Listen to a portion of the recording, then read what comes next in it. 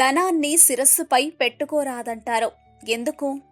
ధనాన్ని గాని, లక్ష్మీదేవి చిత్రపటాన్ని గాని, తెలిసి గాని, తెలియక గాని, తెలిసి కూడా అనాలోచితంగా గాని శిరస్సుపై పెట్టుకోరాదు. ఈ విధంగా డబ్బును గాని, లక్ష్మీదేవి పటాన్ని గాని తలపై పెట్టుకోవద్దని చెప్పే పెద్దలు దీనికి ఒక కథ చెబుతుంటారు.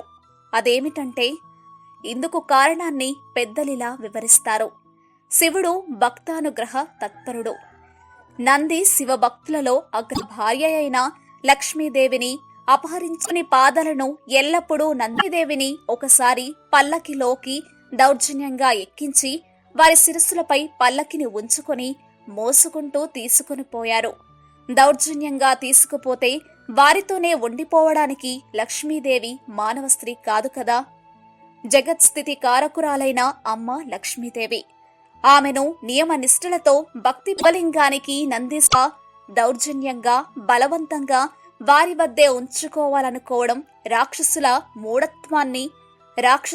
మూఢత్వమని తేటతెల్లమవుతోంది.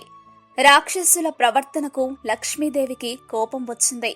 దాంతో రాక్షసుల లక్ష్మీ కళ నశించింది. దేవతలకు రాక్షసులకు మధ్య జరిగే యుద్ధంలో దేవతల చేతిలో రాక్షసులు చిత్తుగా ఓడిపోయారు. ఇలాంటి మరెన్నో విషయాలు మీరు తెలుసుకోవాలనుకుంటే వెంటనే మా ఛానల్ ని సబ్స్క్రైబ్ చేయండి.